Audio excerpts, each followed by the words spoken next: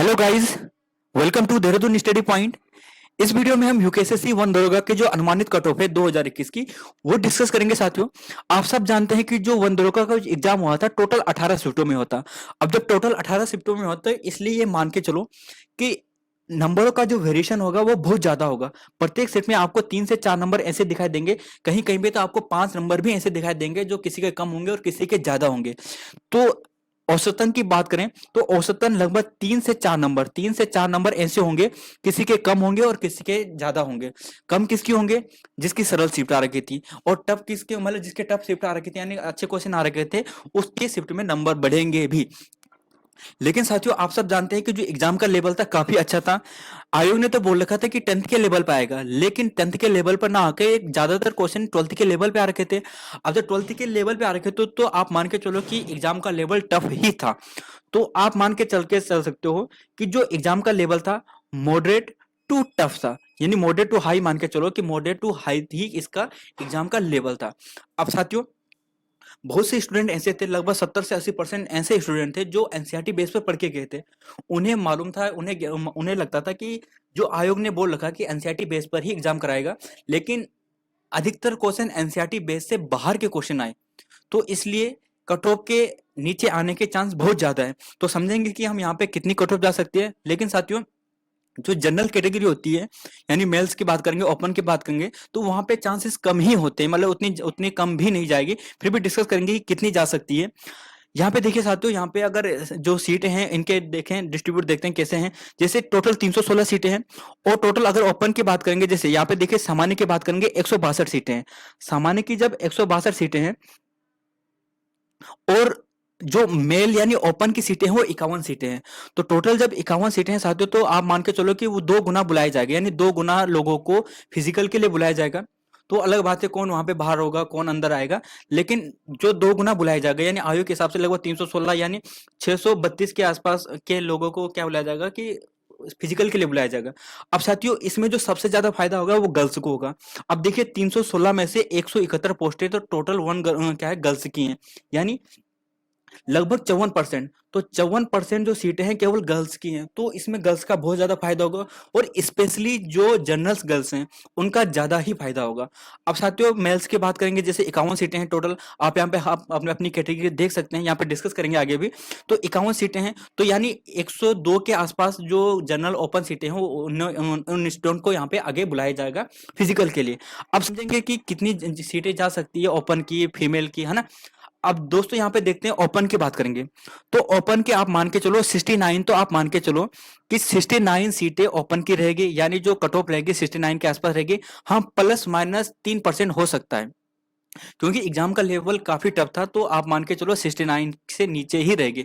69 और यानी 72 के मैक्सिमम 72 हो सकती है, और 67 68 तक जा सकती है जनरल की। तो आप मान के चल सकते हो। फीमेल्स की बात करेंगे तो फीमेल्स को बहुत ज्यादा फायदा होने वाला है, लगभग 56% के आसपास जाएगी, और इससे नीचे भी जा सकती है, बल्कि नीचे जाने का चांस ज्यादा ही है।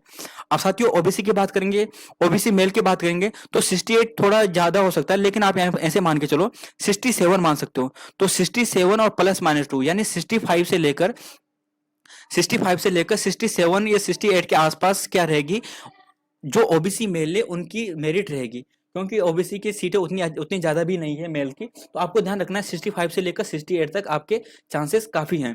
अब जो फीमेल्स की बात करेंगे, तो जनरल जो ओबीसी फीमेल्स की बात करेंगे 58 जा सकती है, और 58 से भी ±3 हो सकता है। तो साथियों, ओबीसी की फीमेल्स भी काफी अच्छी जा सकती है नीचे। अब एससी की बात करेंगे, तो एससी मेल की बात करेंगे साथियों, तो 62 के आसपास अनुमानित रह सकती है।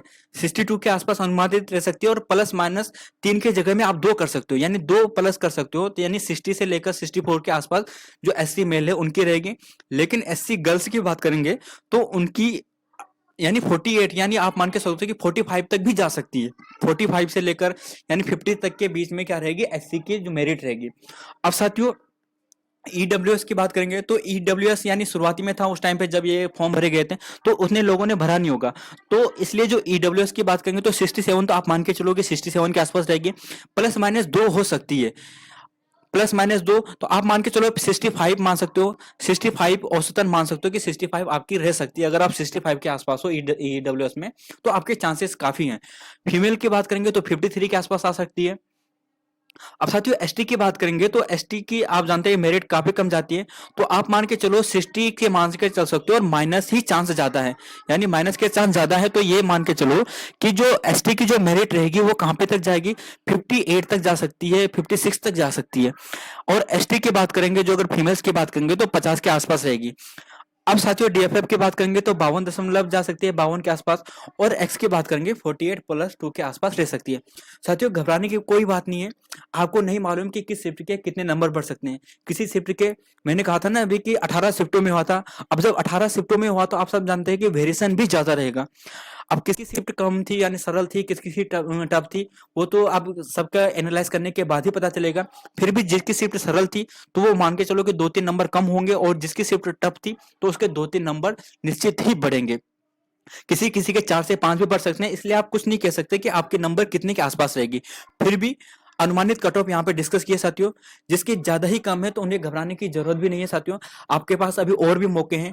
आप सब जानते हैं कि आयोग द्वारा अभी और भी वैकेंसी आने वाली है, पीसीएस की भर्ती भी आ चुकी है, लोअर पीसीएस की भर्ती भी आ चुकी है ना। तो अभी आप सब जानते हैं कि देखो सरकार द्वारा घोषणा भी की गई थी कि 22,000 पोस्टें की। मान के चलो अगर 22,000 ना भी आए तो 10,000 के आसपास तो आएगी ही आएगी, 10,000 के पास पोस्टें आएगी साथियों। तो इसकी तैयारी आपको भी करनी ही पड़ेगी, आपके पास बहुत ज्यादा चांस है इस टाइम गवर्नमेंट जॉब निकालने का। तो साथियों अगर पसंद आए तो प्लीज हमारे चैनल को देहरादून स्टडी पॉइंट को प्लीज सब्सक्राइब करें, पसंद आए तो लाइक शेयर तो जरूर करें साथियों। धन्यवाद साथियों।